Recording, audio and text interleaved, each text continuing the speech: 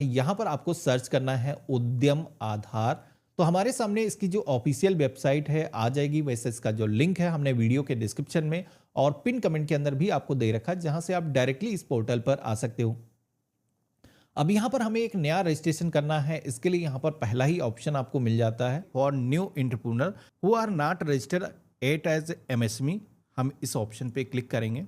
अपना जो आधार नंबर है हमें दर्ज करना है। आधार कार्ड पर जो भी आपका नेम है यहाँ पर आपको इंटर करना है। ओटीपी के जरिए वेरिफिकेशन होगा। इसके लिए जनरेट ओटीपी के ऑप्शन पे क्लिक करेंगे, क्योंकि अभी ये जो प्रोसेस है काफ़ी सिंपल हो चुका है। तो अभी जैसे कि ओटीपी हमारे फ़ोन पर आ चुका है, जो भी नंबर आपके आधार से रजिस्टर्ड होगा उसी पर आएगा, हमें दर्ज करना है और वैलिडेट के ऑप्शन पे क्लिक करना है। अब इतना करते ही आप देखोगे कि हमारे आधार कार्ड का जो वेरिफिकेशन है वो सफलतापूर्वक हो चुका है। अब हमें पैन की जो इन्फॉर्मेशन है वो दर्ज करना है, जिसके अंदर सबसे पहले तो टाइप ऑफ ऑर्गेनाइजेशन के सेक्शन में आना है, जहां पर कई सारे ऑप्शन मिलेंगे। बेसिकली अगर कोई कंपनी है, कोई सोसाइटी है, कोई ट्रस्ट है जो अपना रजिस्ट्रेशन कर रहा है, या फिर कोई समूह है, तो यहाँ पर सारे ऑप्शन दिए गए हैं। अब यहाँ पर जैसे कि हम एक इंडिविजुअल का रजिस्ट्रेशन कर रहे हैं, यानी कि एक प्रोप्राइटरीशिप फर्म है, यानी कि सिंगल ओनर बिजनेस है जिसका हम रजिस्ट्रेशन कर रहे हैं खुद के पैन कार्ड पर। अगर आप रजिस्ट्रेशन करना चाहते हो तो यहाँ पर पहला वाला जो ऑप्शन है इसे ही सेलेक्ट करना है और इसके बाद में हमें अपना जो पैन नंबर है दर्ज करना है। अब यहाँ पर इतना केवल डिफरेंट रहेगा, अगर कोई कंपनी का रजिस्ट्रेशन कर रहा है तो वो अपने कंपनी का जो पैन कार्ड है यहाँ पर इंटर करेगा। इसके बाद में पैन धारक का नेम, तो यहाँ पर आपका खुद का पैन है तो अपना जो नेम है आपको इंटर करना है। डेट ऑफ बर्थ यहाँ पर आपको दर्ज करना है, जिसके लिए इस कैलेंडर के ऑप्शन पे क्लिक करोगे और यहाँ पर सबसे पहले तो ईयर मंथ डेट चूज करना है। यहाँ पर बिजनेस का है तो बिजनेस का जो पैन कार्ड होता है उस पर इनकॉर्पोरेशन की जो डेट है वो पड़ी रहती है, वही आपको दर्ज करना है। डेटा को शेयर करने की सहमति देना है। पैन वैलिडेट के ऑप्शन पे क्लिक करना है। तो इस तरीके से आप देखोगे कि हमारे पैन का जो वेरिफिकेशन है वो भी सफलतापूर्वक हो चुका है। कंटिन्यू के ऑप्शन पे क्लिक करोगे तो आगे का जो फॉर्म है वो आ जाएगा, जहां पर बेसिकली कुछ और ऑप्शन आते हैं, जहां पर आप देखोगे कि ये जो इन्फॉर्मेशन है वो ऑटोमेटिक फेच होती है। जैसे कि अगर आप आईटीआर फाइल करते हो तो अगर आपने ये जो फाइनेंशियल ईयर पर दिखाया गया है 23-24 का आईटीआर अगर आपने फाइल किया है तो यहाँ पर आपके केस में यस लग करके आएगा। अब बहुत सारे लोग छोटे बिजनेस करते होंगे, तो ऐसे में क्या है, यहाँ पर आईटीआर आपने फाइल नहीं किया है तो इसीलिए नो लिख करके यहाँ पर आ रहा है। अब यहाँ पर अगर गलत दिख रहा है तो आप यहाँ पर यस करके आप अपना जो आईटीआर की इंफॉर्मेशन है वो दर्ज कर सकते हो।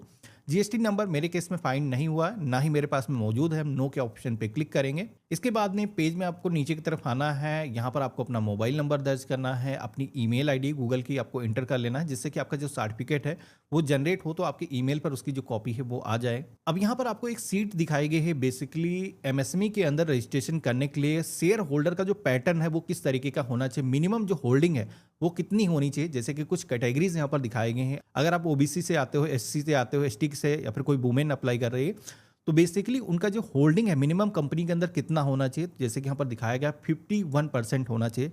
अब मेरे केस में जैसे कि हम एक इंडिविजुअल का रजिस्ट्रेशन कर रहे हैं, सिंगल ओनर बिजनेस है, तो यानी कि उसकी जो होल्डिंग है वो 100% है, तो ये मेरे पे अप्लीकेबल है नहीं। अगर कोई कंपनी है वो अपना रजिस्ट्रेशन कर रही, कई सारे उसमें ऑनर हैं, तो ऐसे केस में इस चीज़ को आपको ध्यान रखना है। अब इसके बाद में पेज में आपको नीचे की तरफ आना है। आप जनरल, एससी, एसटी, ओबीसी जिस भी कैटेगरी से आते हो आपको यहाँ पर सिलेक्शन करना है। मेल फीमेल जो भी जेंडर है सेलेक्ट करना है। कोई दिव्यांग पर्सन है, विकलांग है, तो ऐसे केस में यस करना है। मेरे केस में हम नो के ऑप्शन पे क्लिक करेंगे। अब इसके बाद में आप सभी को यहाँ पर एक सेक्शन मिलता है नेम ऑफ इंटरप्राइज, यानी कि यहाँ पर आप सभी को अपने बिजनेस का जो नाम है दर्ज करना है। अब एमएसएमई सर्टिफिकेट का बेनिफिट ये मिलता है कि यहाँ पर कोई पहले से आपसे जीएसटी नंबर हो, उसमें कोई बिजनेस का अपने नाम दिखाया हो, ऐसा कोई ज़रूरी नहीं है। यहाँ पर आप अपने बिजनेस का जो नाम है वो भी रख सकते हो, यानी कि XYZ कंपनी, या फिर अपना बिजनेस का जो भी नाम आप रखना चाहते हो, शॉप का जो भी नाम रखना चाहते हो वो आप यहाँ पर इंटर कर सकते हो। इस नाम के जरिए आप अपना जो बैंक अकाउंट है वो भी ओपन करा सकते हो, यानी कि करंट जो अकाउंट है कंपनी का वो भी इस एमएसएमई सर्टिफिकेट के जरिए ओपन हो जाएगा। तो हमें क्या करना है, यहाँ पर अपना जो बिजनेस का नाम है यहाँ पर दर्ज करना है। यूनिट क्या होती हैं, बेसिकली कोई फैक्ट्री है जो कई सारे क्षेत्र में अवेलेबल है, जैसे कि कई सारे एरियाज़ के अंदर उनके ऑफिसेस हैं या फिर फैक्ट्रीज़ हैं उनकी, तो ऐसे केस में आपको यूनिट यहाँ पर आपको बतानी होती हैं। तो यहाँ पर आप अपने बिजनेस का नाम और स्टेट का नाम, जो भी लोकेशन है वो मेंशन करके यहाँ पर यूनिट को ऐड कर सकते हो। अब मेरे केस में एक ही जगह पर मेरा बिजनेस है तो हमें यहाँ पर बार बार ऐड करने की ज़रूरत नहीं है। इसके बाद में आपको पेज में नीचे की तरफ आना है। अब यहाँ पर जो यूनिट आपने ऊपर ऐड किया था, यानी कि प्लांट की जो इन्फॉर्मेशन है, अगर आपका बिजनेस है, दुकान है, तो उसकी जो इन्फॉर्मेशन है वो आपको यहाँ पर दर्ज करना है। जिसके लिए आपको क्या करना है, जैसे कि हमने ऊपर इकाई यानी कि यूनिट हमने दर्ज किया था, तो एक ही हमने दर्ज किया था, तो एक यहाँ पर आ रहा है। तो सेलेक्ट करेंगे और इसका जो एड्रेस हमें यहाँ पर दर्ज करना है। अगर आपने मल्टीपल ऐड किया तो इसी तरीके से सेलेक्ट करके आपको सारे ही प्लांट की जो इन्फॉर्मेशन है वो दर्ज करना होगा। तो सबसे पहले तो आप सभी को बिल्डिंग अपार्टमेंट का जो भी नंबर है वो आपको यहाँ पर दर्ज करना है। अपने विलेज या शहर का जो नेम है आपको दर्ज करना है। जो भी ब्लॉक लगता है वो आपको यहाँ पर दर्ज करना है। आपका जो बिजनेस है जिस भी रोड पर है या फिर लोकेशन जो भी है यहाँ पर आपको बताना है। सिटी का नाम यहाँ पर दर्ज करना है। अपने पिन कोड को यहाँ पर आपको दर्ज करना है और एड्रेस कंप्लीट यहाँ पर फिल हो चुका है। अब हम ऐड प्लांट के ऑप्शन पे क्लिक करेंगे। अब इतना करने के बाद में एक सेक्शन और आपको मिलता है। वो सेक्शन है जहाँ पर ऑफिस का जो एड्रेस है वो आप सभी से मांगा जा रहा है। अब जैसे कि कोई ऑर्गेनाइजेशन है उसके केस में क्या होता है कि उसका जो ऑफिस का एड्रेस है कुछ डिफरेंट हो सकता है और जो प्लांट है जो कारखाना है उसका जो एड्रेस है वो डिफरेंट हो सकता है। तो अगर आपके केस में भी है तो आप यहाँ पर अलग अलग एड्रेस बता सकते हो। अगर दोनों के अंदर सेम ही है तो अब आपको यहाँ पर जो रजिस्टर्ड आपका ऑफिस है, अगर आपने इससे पहले कभी जीएसटी नंबर वगैरह लिया है या फिर कंपनी का जो रजिस्ट्रेशन है वो कराया है तो उसमें जो भी रजिस्ट्रेशन ऑफिस है वो आपको यहाँ पर इंफॉर्मेशन दर्ज करना है, जिसमें भी उसी तरीके से हम अपना जो कंप्लीट एड्रेस है दर्ज कर लेंगे। इसके बाद में यहाँ पर एक अलग ऑप्शन मिलता है लैटिट्यूड एंड लॉन्गिट्यूड का। बेसिकली जियो टैगिंग भी यहाँ पर अभी मांगी जाती है। इसके अंदर आपको करना क्या है, जैसे कि ऊपर जो भी आपने एड्रेस ऑफिस एड्रेस जो भी दर्ज किया है तो उसके अकॉर्डिंग यहाँ पर जो मैप है वो ओपन हो करके आ जाएगी। तो यहाँ पर इस मैप के अंदर बेसिकली करना क्या है, सबसे पहले तो आपको ड्रैग करना है जहाँ पर भी आपकी शॉप बिल्डिंग जो भी आपका ऑफिस है उसका जो एड्रेस है यहाँ पर कुछ इस तरीके से मैप से आपको सिलेक्शन कर देना है। आप इस तरीके से जूम करके भी इसके अंदर देख सकते हो और यहाँ पर जैसे कि हमारा जो सिलेक्शन करना है और यहाँ पर लैटिट्यूड लॉन्गिट्यूड आ चुका है हमारी लोकेशन का। हम इसे सेलेक्ट करेंगे, ओके के ऑप्शन पे क्लिक करेंगे। तो यहाँ पर ये जो लैटिट्यूड एंड लॉन्गिट्यूड था जो जियो टैगिंग है वो यहाँ पर फेच होकर के आ चुकी है। अब हमें आगे जो इन्फॉर्मेशन है वो मांगी जा रही है वो हमें दर्ज करना है। अब जैसे कि यहाँ पर 14 नंबर वाला जो ऑप्शन है यहाँ पर पूछा जा रहा है तो यहाँ पर इसके अंदर हमें कुछ इंटर करने की ज़रूरत नहीं है। इसके बाद में स्टेटस ऑफ इंटरप्राइज के सेक्शन में आना है। यहाँ पर आपका जो बिजनेस है उसकी जो रजिस्ट्रेशन डेट है या फिर आपने जो बिजनेस है जब से स्टार्ट किया है उसकी जो डेट है आपको दर्ज करना होगा। अब बेसिकली करंट की जो डेट है यहाँ पर मान्य नहीं होती, ना ही फ्यूचर की आप यहाँ पर डाल सकते हो, यानी कि पास्ट की कोई डेट आपको यहाँ पर डालनी होगी इससे पहले की। तो यहाँ पर हम दर्ज करेंगे। अभी जो बिजनेस की इंफॉर्मेशन आप दर्ज कर रहे हो तो वो जो बिजनेस है कि आपने स्टार्ट कर दिया है या फिर आप अभी फ्यूचर के अंदर स्टार्ट करने वाले हो, यानी कि उसके अंदर प्रोडक्शन स्टार्ट किया है, सर्विसेज देना आपने स्टार्ट किया है या नहीं किया है। तो यहाँ पर जैसे कि आपने स्टार्ट कर दिया है तो ऐसे केस में आप यस सेलेक्ट करोगे। अब यहाँ पर आप सभी लोग अभी जैसे कि स्टार्ट नहीं कर रहे हो तो नो आप सेलेक्ट करोगे। उसके बाद में आप सभी से कमिटमेंट की जो डेट है यहाँ पर मांगी जाती है, यानी कि कब से आपका जो प्रोडक्शन है जो बिजनेस की एक्टिविटी है वो स्टार्ट हो जाएंगी।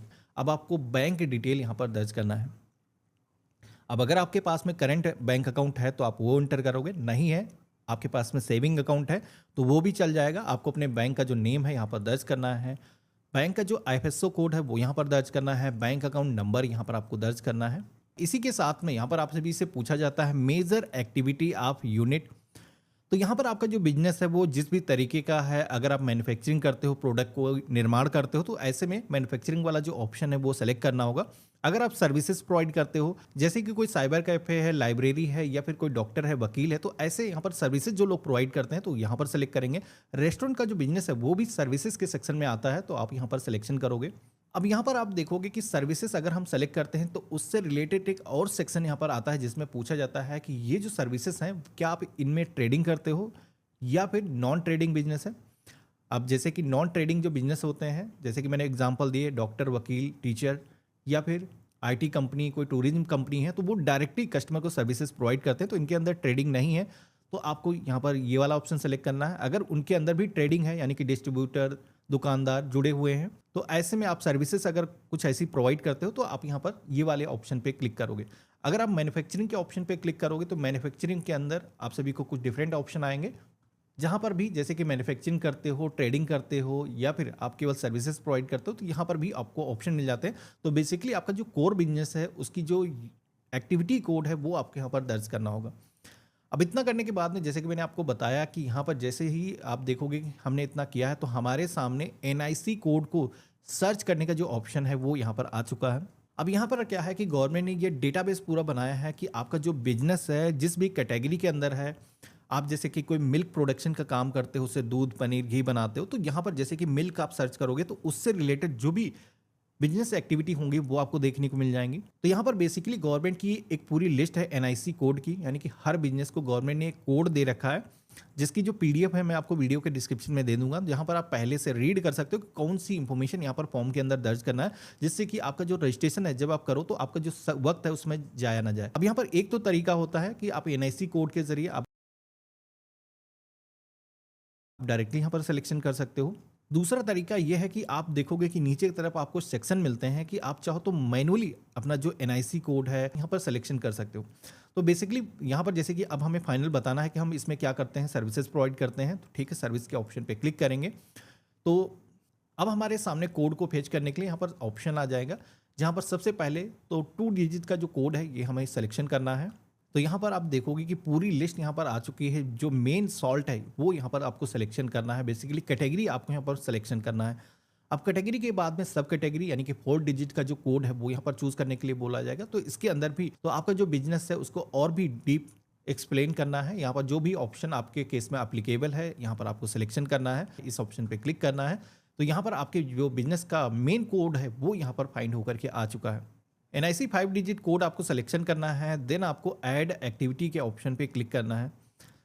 तो इतना जैसे मैंने किया है तो एक जो एक्टिविटी है वो यहाँ पर आप देखोगे कि सफलतापूर्वक आ चुकी है। अब इसी तरीके से आपके बिजनेस के अंदर मल्टीपल टाइप के अगर बिजनेस होते हैं तो आप यहाँ पर बता सकते हो। अगला सेक्शन मिलता है नंबर ऑफ पर्सन एम्प्लॉयड, यानी कि इस ऑर्गेनाइजेशन के अंदर यानी कि आपका जो बिजनेस है इसके अंदर कितने लोग अभी काम करते हैं, पुरुष कितने हैं, कितनी महिलाएं हैं, यहाँ पर आपको दर्ज करना है। तो अगर अभी आप केवल सिंगल ही हो, केवल अपना बिजनेस आप ही केवल संभालते हो, तो यहाँ पर सिंगल भी आप ऐड कर सकते हो। अब इसके बाद में आपको पेज में नीचे की तरफ आना है, यहाँ पर राइट एंड डाउन वैल्यू यानी कि WDV के सेक्शन में आना है। यहाँ पर आपका जो प्लांट है, जो मशीनरी है, इक्विपमेंट है, उसकी जो इन्फॉर्मेशन है वो यहाँ पर बेसिकली दर्ज करना है। अब ये जो इन्फॉर्मेशन है अगर आप अपना ITR फाइल करते हो यानी कि ITR 3, ITR 5, ITR 6 अगर आपके बिजनेस का फाइल होता है तो आपके केस में क्या है, ऑटोमेटिक यहाँ पर ये जो इन्फॉर्मेशन है वो फेच होकर के आ जाएगी। अब यहाँ पर ऐसा नहीं कि फेच होकर के नहीं आती, तो आप अपनी जो इन्फॉर्मेशन है वो दर्ज नहीं कर सकते हो, यानी कि सेल्फ डिक्लेयर कर सकते हो, आप खुद से अपनी जो इन्फॉर्मेशन है वो दर्ज कर सकते हो। अब यहाँ पर ऐसा हो सकता है कि आपके केस में ये जो सेक्शन है वो अप्लीकेबल ना हो, तो इनके अंदर जैसे कि जो यहाँ पर फाइनेंशियल ईयर दिखाया गया है इसके अंदर जो मशीनरी प्लांट इक्विपमेंट की जो वैल्यू है वो जो भी है तो आप यहाँ पर बता सकते हो। अगर आपके केस में नहीं है तो आप यहाँ पर 0 भी इंटर कर सकते हो। यहाँ पर अगर आपने कुछ ऐसा खर्च किया है तो आपको यहाँ पर वो जो वैल्यू है इंटर करना है। अब यहाँ पर AB को कैलकुलेट करके ऑटोमेटिक यहाँ पर इंफॉर्मेशन आ जाएगी। अगर आपने 0 इंटर किया है तो 0 ही आएगा। बाकी यहाँ पर टर्नओवर आप सभी से पूछा जाता है, यानी कि पिछले जो फाइनेंशियल ईयर है उसमें कितना आपने सेल किया है। तो अगर आपका जो बिजनेस है एग्जिस्टिंग था, आप उसमें अभी एक्टिविटी कर रहे थे, तो आपको यहाँ पर बताना है कि आपका जो टर्नओवर है वर्तमान में कितना है। तो बेसिकली यहाँ पर ये डिसाइड किया जाता है कि आपका जो बिजनेस है, जैसे कि आपने देखा होगा माइक्रो, स्मॉल, मीडियम, इस तरीके की 3 कैटेगरी के अंदर बिजनेस को डिवाइड किया गया है। तो ऐसे में आप यहाँ पर बताओगे कि हाँ, जो भी इंफॉर्मेशन आप दर्ज करोगे उसके अकॉर्डिंग डिसाइड किया जाएगा कि आपका जो बिजनेस है वो किस कैटेगरी के अंदर आएगा। मैं आपको सीट दिखा देता हूँ। जैसे कि यहाँ पर आपका जो बिजनेस है उसका जो टर्नओवर है, अगर एग्जिस्टिंग है, नया बिजनेस है तो उसमें 0 ही रहेगा, आपको कुछ इंटर करने की जरूरत नहीं है। जैसे कि पहले से बिजनेस हो रहा था तो यहाँ पर जैसे कि आप देखोगे तो अभी वर्तमान में माइक्रो की जो डेफिनेशन है वो क्या है। तो जैसे कि आपका जो बिजनेस है अगर 2.5 करोड़ रुपए से कम की वैल्यू का इन्वेस्टमेंट है उसके अंदर, या फिर टर्नओवर है जो 10 करोड़ से ज़्यादा नहीं है, तो ऐसे केस में आपका बिजनेस आएगा माइक्रो कैटेगरी के अंदर। वहीं स्मॉल कैटेगरी के अंदर वो बिजनेस आएंगे जिनके अंदर जो इन्वेस्टमेंट है वो 25 से ज़्यादा नहीं है, या फिर 100 करोड़ से ज़्यादा जो टर्नओवर है वो पास्ट में उन्होंने नहीं किया है। मीडियम कैटेगरी के अंदर उससे बड़े बिजनेस आएंगे, जैसे कि 125 करोड़ से ज़्यादा का इन्वेस्टमेंट हुआ है बिजनेस के अंदर, या फिर टर्नओवर 500 करोड़ से ज़्यादा है। तो ये बेसिकली यहाँ पर इसी को डिसाइड करने के लिए किया जाता है। अब जैसे कि कोई छोटा बिजनेस है तो उसके अंदर आपका टर्नओवर इतना ज़्यादा नहीं होगा, तो आप यहाँ पर जो भी वर्तमान में आपका है टर्नओवर बता सकते हो। नहीं है, नया बिजनेस है, तो आप 0 भी यहाँ पर इंटर कर सकते हो। अब इसके बाद में यहाँ पर आप सभी को कुछ ऑप्शन दिए गए हैं टिक करने के। बेसिकली गवर्नमेंट के कुछ और भी पोर्टल हैं जिनका भी बेनिफिट MSME को दिया जाता है, जैसे कि जेम पोर्टल है जहाँ पर गवर्नमेंट भी कुछ प्रोडक्ट्स परचेज करती है जो MSME है उनसे। तो यहाँ पर अगर आप चाहते हो कि आपकी जो लिस्टिंग है उस पोर्टल पे हो जाए, आपकी जो प्रोडक्ट है, सर्विसेज है, उस पर सप्लाई आप कर पाओ, तो आप यस कर सकते हो। इसी के साथ में TRS EDS पोर्टल जो है इस पर भी अगर आप रजिस्ट्रेशन करना चाहते हो तो आपको यहाँ पर बताना है। स्टाफ को हायर करने के लिए नेशनल करियर सर्विस पोर्टल पे आप रजिस्ट्रेशन करना चाहते हो तो आपको बताना है। यानी कि जो भी सर्विसेज आप अवेल करना चाहते हो, यस करना है। जैसे कि डोमेन आप लेना चाहते हो .in करके, तो आप यहाँ पर बता सकते हो। अगर आप इंटरेस्टेड नहीं हो तो सब में नो के ऑप्शन पे क्लिक करके आगे आप बढ़ सकते हो। अब जैसे हमने सबमिट करने के ऑप्शन पे क्लिक किया है तो हमारे फोन पर एक वेरिफिकेशन के लिए OTP सेंड किया जाएगा। एक कैप्चा कोड दिखेगा जिसे आपको यहाँ पर दर्ज करना है। फाइनल सबमिट के ऑप्शन पे क्लिक करना है। हमारे सामने जो उद्यम रजिस्ट्रेशन का जो रजिस्ट्रेशन नंबर है वो यहाँ पर फेच होकर के आ चुका है। ये जो आईडी है सबसे पहले तो आपको नोट करके रख लेना है। इसका जो सर्टिफिकेट है वो भी आपका जनरेट होता है, जिसको अगर आपको डाउनलोड करना है तो प्रिंट सर्टिफिकेट का एक ऑप्शन मिलेगा जिस पे आपको क्लिक करना है। यहाँ पर आप सभी से उद्यम रजिस्ट्रेशन नंबर मांगा जाएगा, तो जो रजिस्ट्रेशन नंबर हमें अभी मिला था दर्ज करना है। अपना मोबाइल नंबर यहाँ पर दर्ज करना है। OTP प्रोसेस हम मोबाइल सेलेक्ट करेंगे, वैलिडेट एंड जनरेट के ऑप्शन पे क्लिक करेंगे तो हमारे फ़ोन पर एक वेरिफिकेशन के लिए OTP आएगा जिसे हम यहाँ पर दर्ज करेंगे और वैलिडेट एंड लॉगिन के ऑप्शन पे क्लिक करेंगे। तो इस तरीके से आप देखोगे कि पोर्टल के अंदर हम लॉगिन हो चुके हैं और हमारा जो MSME सर्टिफिकेट है वो यहाँ पर जनरेट हो चुका है। हम प्रिंट के ऑप्शन पे क्लिक करके ये जो सर्टिफिकेट हमें